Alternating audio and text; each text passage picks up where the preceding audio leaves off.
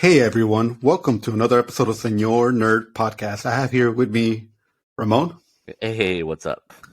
and today we're going to do a review of Netflix's You. And before we start the review, I want to ask Ramon, why is You your favorite show of all time? And a follow-up question, why do you associate yourself with a Joe persona so much? Oh man, well you got me on half of that question. It's accurate and half of it is not. No, it's it's funny too. You got me. No, definitely not my favorite show, but it's actually a show that I really enjoyed, which is why I was really pumped to talk about this. A little out of the ordinary for us, but it should be a fun episode. So all you guys definitely stick around and hear why we do like the show, and then even more, stick around. To hear why I compare myself to Joe half the time. Not in a creepy way. My wife is not in danger, but I promise you there are some similarities. No, I mean, it's impossible to watch the show and not thinking to yourself, like, how can I be a Joe or how am I being a Joe? But, this is a show that, just to tell everybody, like, I haven't been keeping up with it since it started. Like, I actually just binged the last 4 seasons this past month. So I have not been on the U train since the beginning. I think my interest kind of came about when I found out that Jenna Ortega was in it. So I'm like, okay, let me kind of go back and maybe give this show a chance. Because I know my wife had started, but she gave up on it pretty quick. But dude, to my surprise, I really enjoy the show. Like I really, really liked a lot about it. I like the flow of it. I like the way some things worked out, some things didn't. I didn't like the way some things didn't work out. But I think this overall, I'm very positive on this show. I think that's one of the reasons why it's very appealing. I think it has a little bit of a lot of different approaches to it, right? Like I feel like for me, there's some parts that are just goofy and ridiculous, and they're not believable. Like you're like, there's no way that you've been sneaking behind this person this whole time, and doing these things. And then there's other parts that kind of really touch on some like really dark subjects. And for me, obviously the thriller, like will he not he stabber or killer? I think that's part of it. But I think in general, like I think we can all relate to different parts of the show. I think when Joe really gets in his head, that's probably my favorite part that's really appealing about the show. It's like we all have dark thoughts, whether it's about crazy stuff like that, or just things that we might think they're a little weird because we think obsess over certain things. But this show kind of proves it. It just kind of sucks that he does end up killing some people. But no, man, I was excited to talk about the show. Like you said, you just binged 4 seasons of it. I did start watching it in the beginning, and even in the beginning I was very reluctant to watch it, not like in a bad way. I was just like, nah, it's okay. And then I remember one day it was playing in the background. I'm like, what is this? Like, who is he and why is he so crazy? And the next thing you know, it's stuck. So I might definitely bring a little bit more of like the newest season / overall idea, but I'm excited to hear your experience about it. No, well, I mean, I've always enjoyed these kind of shows, not the guy obsessive over a girl, but like, for example, like I used to watch, I'm a big Dexter fan. Oh, yeah. And a big Hannibal fan. So I like these serial killer shows. And, like right away I knew You wasn't about like necessarily a serial killer. Yeah. But, I did like the way Joe was presented because it was done in a very creepy way.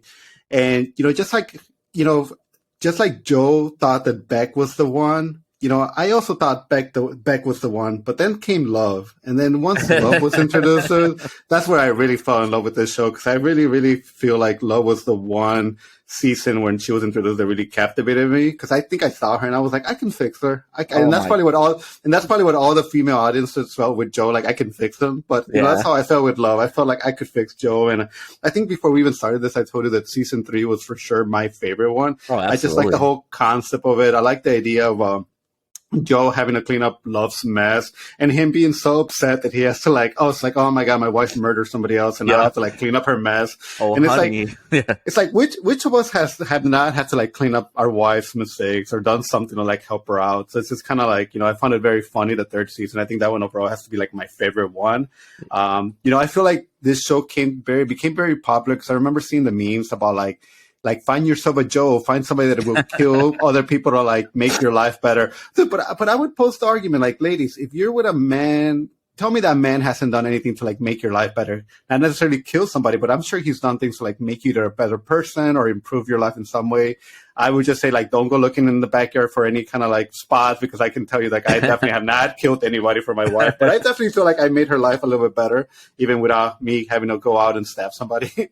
I mean, like you said, let's hope that we're all lucky enough to have that experience. But yeah, that's definitely the most appealing part of it. And that's the way that when I talk about the show, I'm always saying like I relate to Joe like quite a bit. And then you hit the nail, you hit the freaking nail on the head right away. Like that is one of the reasons why he is a very appealing character, is because you hear, first of all, you hear his mind, like his thought process, and that's amazing because, right, like you're getting into the psychology of why he's doing what he's doing, but you start hearing like, yes, he's obsessive, but he's like very overprotective about the things he loves, right? About you. And that's the whole point of the freaking show.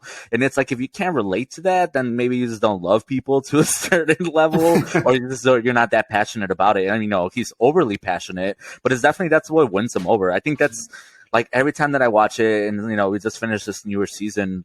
And he's still a little crazy. He's still a little like very obsessive about everything, and sometimes kind of really dorky and quirky. But I think it just really works out for him. Like that's kind of like how I feel about it, right? Like you said, do anything for my wife? Hell yeah, kill. Probably. Well, let's talk about the last season a little bit later, because there's definitely thoughts that I have about it. Especially, I do like though how like they kind of made Joe more into like, hey, maybe don't like this guy because this guy's a little bit crazy. But we'll get into that. Yeah. As far as the first season, some things about his, I know he was obsessed with Beck. And some things that surprised me about it was like, for example, when Beck decided to break up with him, like he was actually very cool about it. He started dating that other woman that lived next to him. And I'm like, dude, he's totally like forgotten about her. If it wasn't for actually Beck that decided to like kind of like sneak her way back into his life, like he was ready to like let her go. And that kind of surprised me about Joe, because I'm like, okay, even though this guy seems to get so obsessed about a certain person, he also knows when it's like time to let go, or maybe I shouldn't do this. So he does have like a moral compass. It's just kind of weird whenever he decides to use it, and whenever he doesn't, like to completely ignores it. Yeah, no, absolutely. And like I said, far back for me since that first season. But I think that was like, to me, I remember watching it and being like, oh, it's very relatable. The way that he feels, and then especially after breaking up, just kind of being in the mindset of like, oh, I thought he was gonna obsess over her right away, and that the whole show was basically gonna start into being this whole like, well, she left me, now I need to go into this like crazy like minded type of like personality. But no, it is kind of cool to like kind of see that it was kind of not the other way, but it was her turning the tables around and kind of pursuing him, or at least showing the interest again, that really kind of basically brought him back. Like, I don't know, almost like a drug type of thing too, which later you find out he is very like, he treats these people like drugs almost sometimes. Well, yeah, I mean, he did make Beck's life a lot better, even though, like, obviously the way he went about it's wrong. But I mean, he got rid of like her junkie boyfriend. He started getting rid of he got rid of her, like her best friend that was kind of being a little bit more. Oh, yeah. Hey, I own you and I'm doing things because you're my little thing that I keep in a box. So, he was doing things for her. And I could see why somebody like that would be like, oh, well, when Joe was around, like my life was just so much better. So why wouldn't I want him in my life? But obviously, like once you find out the reason why your life got a lot better because of him, then things kind of like take a different twist on it. It's kind of sad that it would take something like murder to like completely get rid of someone toxic in someone's life. But I mean, it's effective though. It's effective. No, definitely. With the first season, like I know Joe, like when you look at him as a person, you don't really see like, oh, this guy could kill me. Because I know, for example, in the first season, her best friend, Peach, she has an opportunity to like kill Joe. She literally has him like at gunpoint, shoots him, and she doesn't like pull the trigger to like finish him off. And I think the reason why is because half the time the people that interact with Joe and they have an idea like, is this guy trying to kill me? What is this guy doing? Like, they don't take him seriously as a serial killer. And I think that's the advantage that Joe has, that it's like most of the time whenever people do find out about him or do find him doing something creepy, like they don't think like, oh, he's trying to kill me or he's trying to do this. Yeah, because he just doesn't present himself like that. And because he's just like, as much as he's like, I would say he's a handsome man, he's kind of like very small, very like, like doesn't present to like, again, like I could believe Dexter being a serial killer, but even like as I watch Joe, I'm like, is Joe a serial killer? Even though I've seen him like kill multiple people. It's funny that you bring that up because that's literally one of the things that, again, when I talk about the show, and I recommend it to people, again, is I don't think it's anything like super amazing. It's just such a delightful show to watch because it gives you a lot of stuff. But no, when I talk about the show, I always talk about that, right? I say like, man, and the fun part about watching the show is that Joe's not like a person that would make you think that he's like, crazy, compulsive, obsessive, like, that he will become a serial killer of some sorts. Because like he's so unassuming. Like, I don't know if it's just me judging him as the guy he is, like physical appearance wise, and I think that's where we go wrong. But it's like, to me, like the first couple seasons, I was like, man, this man looks like a little like troll. Like he's just he does look tiny. I mean, and again, don't like not meaning any insult, but it's just one of those things. It's like his facial features are like tiny. He looks like a small man. I can't say that he is. I never looked up his actual stats. He might be taller than we think. But yeah, like you're right. Like he does kind of give you this whole idea watching the show that it's like this guy can't do the things that he does, which makes it more impressive when he does do them, because then you're like, man, this guy is like doing everything he can. Like power to him. Well, like I know in season 3, like he brings down that one guy that's he's built, he's like a Thor type. Yeah. And I'm like, dude, if like once Joe took that guy down, I'm like, well, I mean, now it kind of has me believe that Joe could take anybody down. So that's why in season 4, I'm like, why doesn't he kill that rich guy that's running for mayor? Like, why doesn't he like stab him? Because I'm like, he's proved that he can take like bigger guys. So, again, season 3 is one of my favorite ones because I think he does prove himself very capable of doing some awesome things. Not awesome, but some bad awesome things. I think this whole episode is kind of funny because we're talking about it and we're praising him quite a bit, but obviously we don't condone murder. No. Definitely do not. but I think living through him, it is kind of fun, right? We're kind of getting away with it as he goes along. But you're right. Like, yes, like I think that season 3 when he was going against the girl's husband, that guy, like, yeah, like, oh my god, well, we could talk about that scene later, but yeah, that was a whole scene. They were all kind of just going primal, and you're seeing this big dude, and you could tell he's that type of person, like, roar, like, this is me, like, power, and then this is Joe, like, what, like, I'm a little, yeah, like, he didn't have to run out of the room there. He could have just tackled Joe and start beating the fudge out of him, and like, he would have like, killed him. So that was kind of like, yeah, later on it was kind of funny to see that. But again, let's just finish up the first season.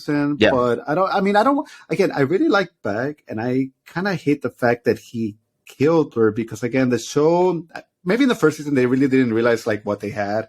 And I know they've given Joel some explanation as to like why he's as messed up as he is. In the first season, it was with the guy that like he kind of like trained him to be like an asshole because he would, trap him in that glass cage. In the second season, I think that's when they went a little bit more into like the mom, and what happened with his whole, like, his family early in his age. So, they try to sympathize him. And I know, like, for a fact, like, today I was reading an article that the actor that plays Joe, he's like, yeah, fifth season's definitely looking like it's going to be our last. And, like, Joe should not have a happy life. This guy has to, like, at the end of once the show's finally wraps up, he has to have whatever's coming to him, like, finally happen to him. Because there's no way he can continue to have, like, a happy life. And I would argue, though, that Joe is never going to find the you he wants. Because even though when he finds somebody that he loves, like, he's always ready to, like, replace him by somebody else. So it's almost like he's looking for that rush necessarily. Because, like, he might get obsessed over somebody, but once he's actually with them, like, he always just eventually gets bored of them, from what I've seen. And that's the sad part, right? For, like, thinking of a person like that, or thinking of, like, his mind already, because we're watching it happen, it's like, it sucks that he does become so obsessive that he goes to the point that he can kill people for this one person, and he's all about him. He's, like, about, like, ultra protective, but then, yes, give it a day or two, an hour or so, someone walks by, and you're like, whoa, what's up? Like, who are you?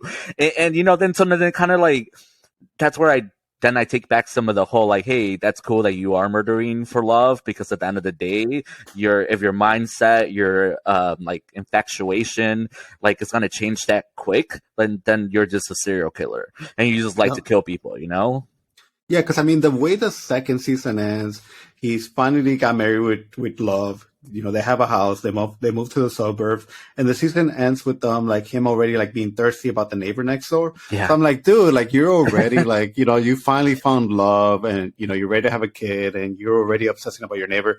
And I think one of the reasons why I praise season 3 is because, dude, like, season 3, as soon as it starts, like, he starts being thirsty with the neighbor.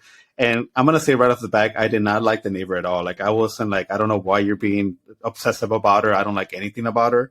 So I was very happy that that person gets killed right away in the first episode. Yeah, I love. I was like, oh, thank God. Like I'm like, I could not have done a whole season with him just being obsessive about the neighbor at all. but then I think the show did do it right, because I think that's how you were supposed to feel. Because I felt the same way too. Like I remember finishing season 2, and like you said, like right away seeing that, oh, like dude, what? And especially because I love like she's probably my favorite like character. Like Love. yeah, and I was gonna ask you the question later. I'm like, who would have been the person that if you were Joe, like you really should have stuck with? Dude, and that was her. Like I don't care that how was crazy she her. was, like that, She, like so much to her. Yeah. Because she understood him. Like, I Yeah. mean, she herself had killed people in the past, but she understood who he was. He saw him for who he really, things he had done in the past. He understood it. She understood that he was broken. So it's like, dude, you find somebody that accepts you for who you truly are, and she's having your kid. And I understand he was disappointed that it wasn't a girl that they were having. But even so, dude, it's like, if you're not doing this to lead up to like living the perfect suburb life with your perfect wife and having a child of your own, like what are you doing this for? And I like the third season a lot because I feel like they really got creative with the whole like love is going to continue to murder people and Joe's going to have to like clean it up. And I felt like, to me, that's been the biggest mistake that they made is, having Love be killed. At least, like right now, I don't know if they'll have a 5th season surprise, but I don't think they should have done that because I felt like I could have watched this more with the relationship of Love and Joe continuing to be a family and keep getting themselves into these kind of crazy situations. So like, I hate that they kind of dropped that, but I understand that they also have to like change up the story, but I just did not, I'm not a big fan of season 4, man. When we get to season 4, like I just don't really have that many positive things to say about it. No, but I definitely agree. Like with Love, I think you're right. With anybody, us and our partners or the people that we want to be with, I think ultimately we all kind of want an accomplice. Not saying actually like straight up like someone who's like encouraging us to do bad things, but heck, if we're already doing bad things or we're not perfect, like people who love us for those imperfections. I think that was the appeal with her. I think like, obviously, yes, anyone who's broken, there's appeal behind that if that's your type of person. But I think in general, like, she came from the similar mindset. She understood them. I built the attraction to her and just I got attached to her because she was almost the same mentality. But at the same time, like, she loved them enough that she was just like, hey, I got you. And that's kind of like, again, it set up like a really great relationship. Dude, and it was all Joe's fault, the reason why Love went crazy, because she found that, like, Joe was, like, stealing the neighbor's underwear, and he might have had, like, her tampon, too, and it's like, I understand why Love did that. Not, again, that I'm saying it was okay, but I understand, like, how Joe was, in reality, the fact that the person that was, like, making Love crazy. He was doing, like, gaslighting her into believing that it was her fault, but it wasn't really her fault. It was like Joe. Joe was the one that just couldn't keep it in his pants, and he kept being thirsty for other people. This like sucks, man, because it's like, again, you find the one person, and let's not forget the fact that she was a cook, man. And I'm like, dude, a person that, and he keeps finding all these women that are talented, so wealthy, women, they have money. They have like he finds all the richest women in the world, man. Even like in season 4, he ends up with like a top billionaire of a company. But it's just like, dude, like, come on, man, how lucky can you get? But like it does suck because he did drive her to it. And again, I don't know what it was with him. Like, I don't know if it's like maybe like you said, like he wanted a girl, he had a boy, and then he kind of lost a little bit of the interest. But like, I mean, if there's ever a time to serious up, it's obviously having a kid if you're not already like serious about your relationship. But like, I don't know. I guess the show did play me, and I kind of bought into it in a way of like, I thought they were a great couple, but obviously that's not going to make you money. It's not going to allow you to continue different seasons. But man, I was so disappointed. I mean, I love the ending of that season 3 because yes, it would have been great if she would have killed him. That would have been a great final to the series, but obviously we weren't there yet. It was not happy that she died, and definitely how he played the whole situation of like burning the house down and all that stuff. Well, but real quick though, fun fact: the restaurant in the first episode of season 3 that him and Love are at, I went to that restaurant in California. It's nothing. Oh, really? Nothing special, but like I remember watching that first episode in season 3, and I was like, dude, that restaurant, I've been there. And we were visiting a friend in California, and she took us to that restaurant. Again, not because of the show or anything, but once you're in like that Burbank, LA area, because it's Warner Brothers. Yeah, like I actually, that's really fun part of about watching this show sometimes when it was recorded. I think season 3 was recorded in the Warner Brothers studios, like some part of it. To me, I'm always going to be like, oh, that's cool. Like I kind of been in that set. Not often, but anyways, just a little fun thing that I was rewatching it and I'm like, dude, I miss that. But, No, that's cool, man. I would definitely have to like look up on the first episode of the season 3 and see what restaurant, because I don't recall it from like right now. But obviously, that's because I just went through like 4 seasons oh yeah, man. in the last like 3 weeks. I think for like 2 weeks straight, I didn't watch anything because I was so busy just watching you. Second season, I don't want to skip over because I also thought, clearly we're still dealing with love, and you don't find out about her and her how she's a killer to the very end. Yeah. But I did like season 2 also. I like the California setting. I like the struggles that he was going through. I did like the neighbor, Jenna Ortega's sister. I did like that actress and that character, and I kind of did believe them hooking up. With Jenna Ortega, a lot of people are like kind of wanting her to come back for season 5 because maybe they're saying like she could put the pieces back together that Joe was the one that killed her sister. So that would be awesome to like see her return as an older person. And I also kind of find it always funny how like Joe always finds a way to like try to protect some of these younger kids. Like in season 1, he's trying to protect the little boy. Season 2, he's trying to protect like Jenna Ortega. So he always not only has like a love interest, but he always finds like a reason to protect these other children, maybe because he doesn't want them to go through the same situation as he went through. But then he ends up like totally messing up their lives. It's like, dude, you do not understand that if you never came into their lives actually would have been a lot better. Yeah. But he always just wants to assume that he's doing like the world such a favor, like by oh yeah, absolutely. him. Yeah. So it's like, I hate that about him. Yeah. Well, yeah, man. So then, I guess, do you want to start talking about season 4? Because like that's the most fresh to me in my head, and I definitely have some reservations about it. Definitely really curious why you liked it. Yeah. I think with season 2, though, before we just kind of like move on to season 4, is that I want to say that the thing that I found it very funny, and I think I texted him as I was watching, is they have that one comedian actor. And in real life, that actor, because like in the show, the comedian actor, he's kind of being a perv, and you find out that he's kind of drugging people, taking them to his basement, taking pictures of them. So the whole time I was watching that, I couldn't believe it, because that actor, he actually got caught like texting underage girls in real life. And if you look it up, like there's a video of him when they tell him like, oh, people in Snapchat can actually record you and like take a screenshot. And if you see his face reaction at that moment, he realized like, holy shit, like caught. I didn't realize. So he got caught though. And it's just like, as I was watching season 2, I could not believe how meta it was. The idea of like this guy that was actually in real life a comedian and got caught being a perv. It's actually being portraying himself as like a perv on TV. So I thought that was kind of like such a meta casting they did with him. And, just a real fun fact. What is that zombie Zack Snyder movie that got released on Netflix? Army of the Dead? Army of the Dead. So he was actually cast in Army of the Dead. He filmed his whole scenes, and that's about the time that his whole scandal came out. Yeah. So Zack Snyder actually replaced his character with that lady that pilots the helicopter. So so they paid the extra money to digitally remove them from the movie. So it's just like tells you like, some people are willing to pay the money to get like somebody that's going to bring like the wrong publicity to it. Yeah. But I just thought again, that was such like a crazy thing that happened in a show, and then the actual actor got caught for that. Dude, leave it to you to always bring the fun facts with these actors and directors. But yeah, it's sad, man. I can't imagine, like being an actor in these types of series and movies, and then portraying something that perhaps like all of a sudden you're a little guilty because it resembles your life way too much. Like, can you imagine like what's his name, Joel's actor's name, Penn, like his real name, like Penn, if he was like in reality like murdering people left and right. Yeah. Oh my god. Yeah. But then be like, no, you must be mistaken for the show that I do on Netflix, right? You're just I don't know. That's crazy, man. But fun fact, I like it.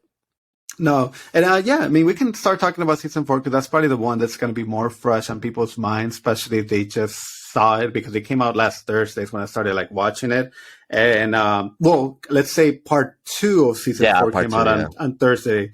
But for me, it was just kind of like one long binge because I had just seen it. Like, I think I seen it on Sunday, then by Thursday it was released.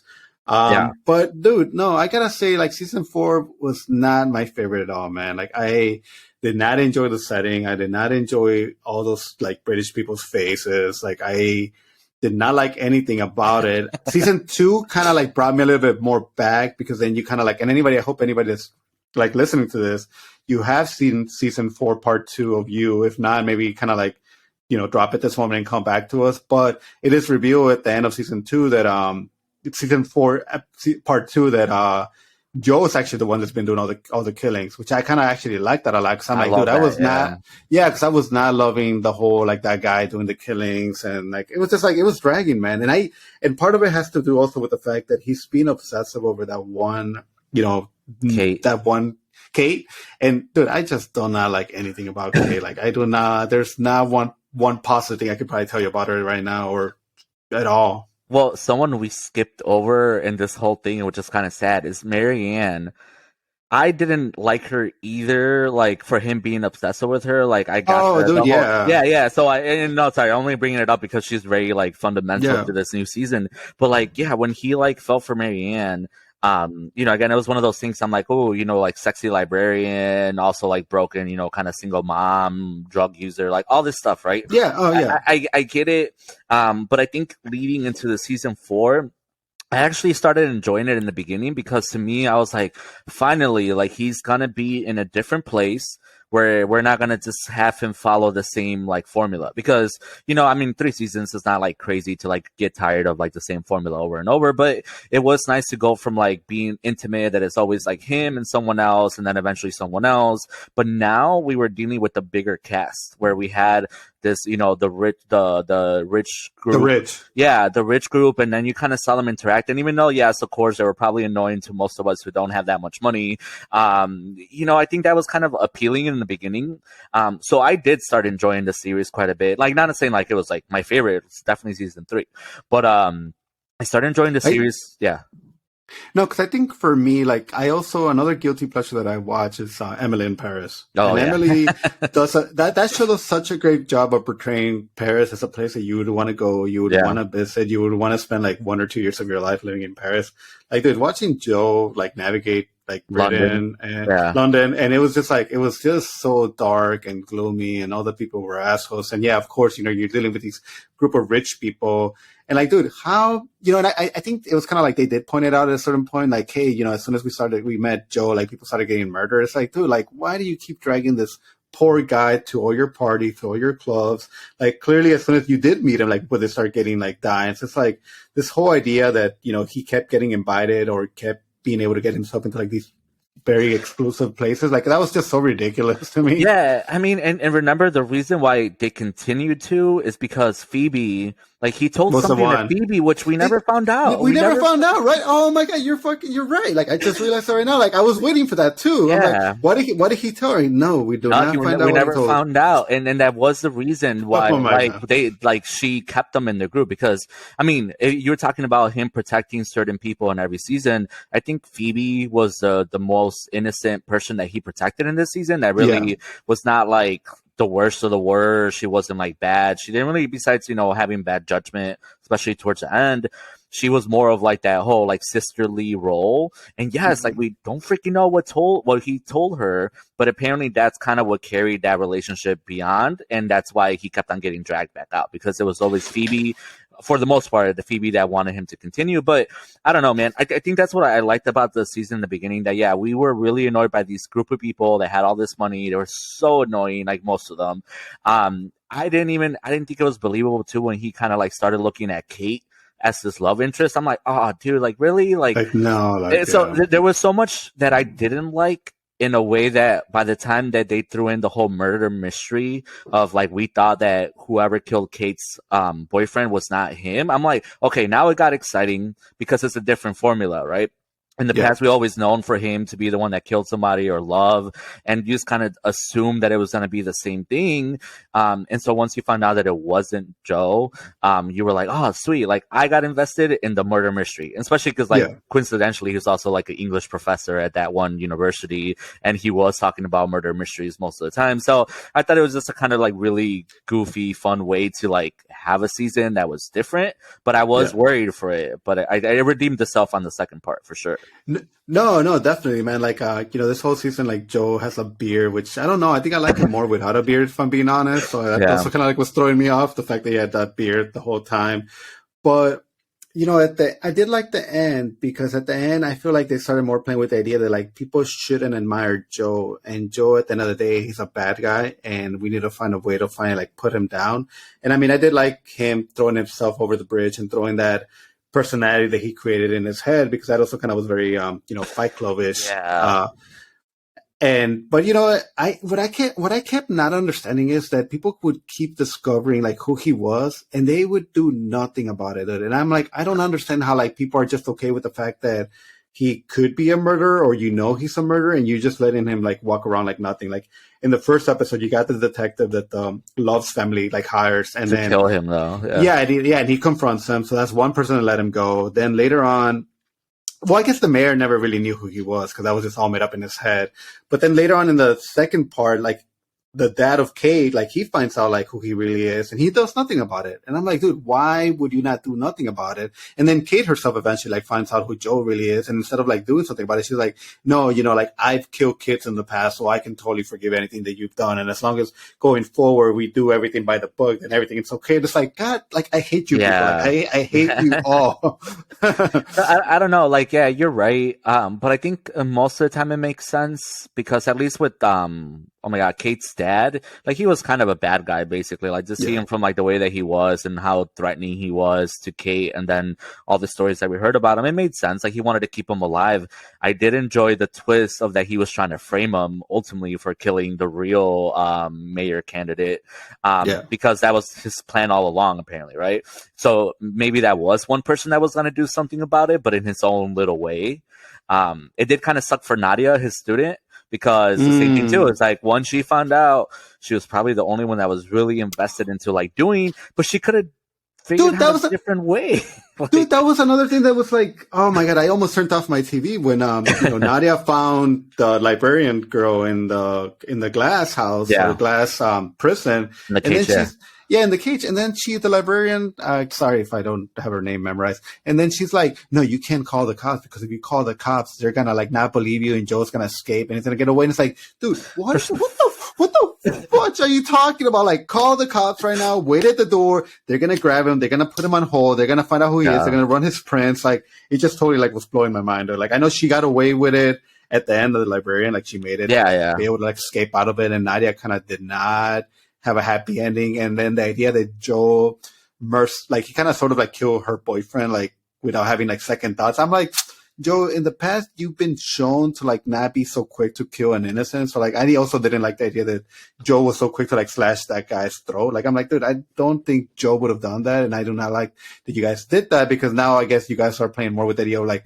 hey, let's wrap it up in the season 5 and let's just portray Joe as like a complete asshole and let's have him like go down. I mean, he did have a personality change. That's what I think it is. Yeah, he did have a personality change at the end of the show, and I think I also didn't care for that. But I don't know, maybe it will take it into a place where 5th season it makes more sense to finally like end the show, because maybe by then he's just completely somewhat, or at least somewhat different. And like you're saying, now we're not rationalizing his murders. Like in the beginning, like, I mean, in his own like fucked up way, like he was kind of making sense as the people he would kill. But yeah, when he killed Nadia's like supposed boyfriend, poor guy, man, he was just kept on being like, "What are we? What are we?" And then at the end gets like murdered, No, but dude, a couple other things that I really enjoyed about the season.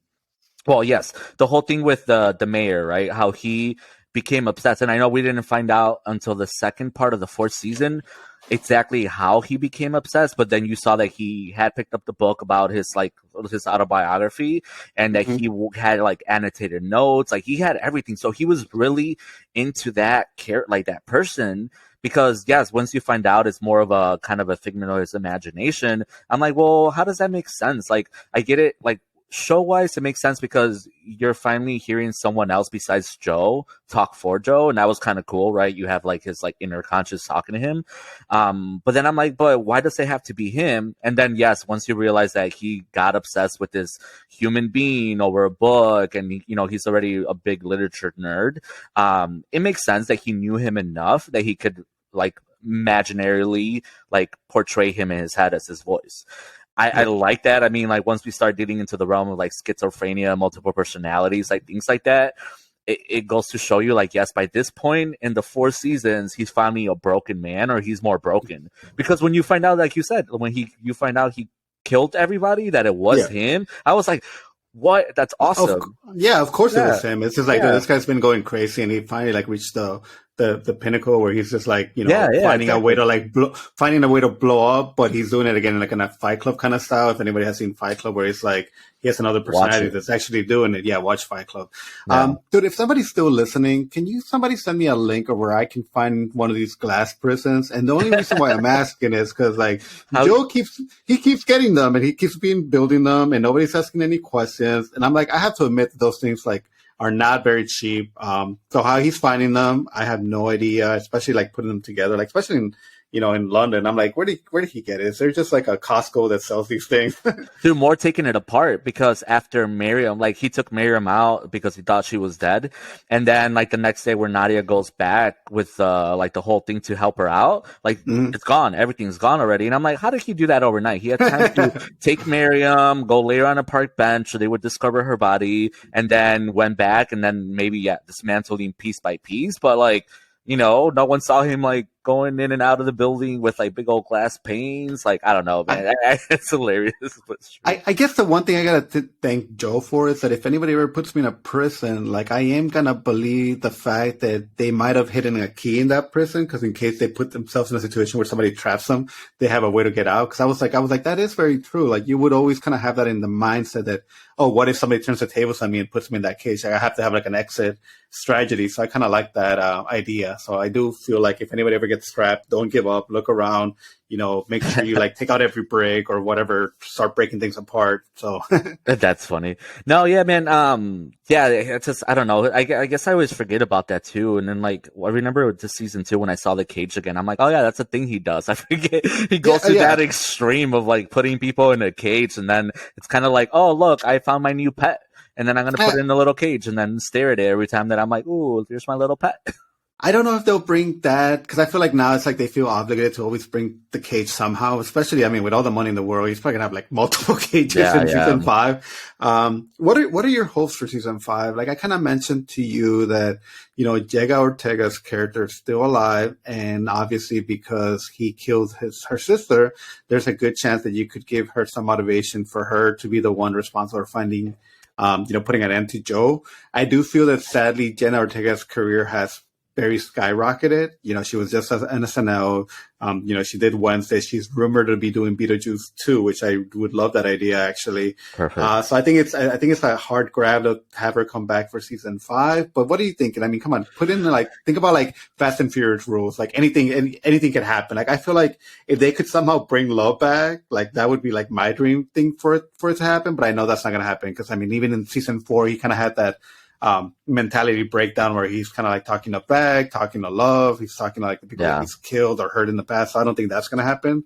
So what do you think season 5 is going to wrap it up? Well, to set up my answer, I was really disappointed that he was trying to commit suicide and that he was unsuccessful because that was not the way that he was supposed to go anyway. So I'm glad that he was alive so now what I want for my 5th season is I do want someone to kill him that deserves the kill. Like, because again, if he would have committed suicide and he would have been successful, I mean, as tragic as that is in real life with people who need, but like in the show, I'm like, for him to commit suicide was almost kind of like a cheap way out because, he was already thinking about it. He even went back to kill freaking Kate's dad. So, that he was still very like, should I not? And almost like, perhaps not necessarily not taking it seriously because it sucks. That's the topic. But yeah, anyway, so when he was unsuccessful and he was alive, I was like, oh, this fucker got away with it. But I enjoy that because then knowing that we're going to go into season 5, it does give me the potential to find someone. Hopefully they'll bring someone, like you said, either Jenna Ortega. Heck, man, maybe I'm going to shoot for the son will somehow be a little older and, like someone that deserves it, that by the time that we find out, hey, Joe died, that is someone that was like, yes, finally I stopped the evil from that this man was like throwing out into the world. But as far as story or anything else, I don't even care. It's just, ultimately, hopefully a good twist like that.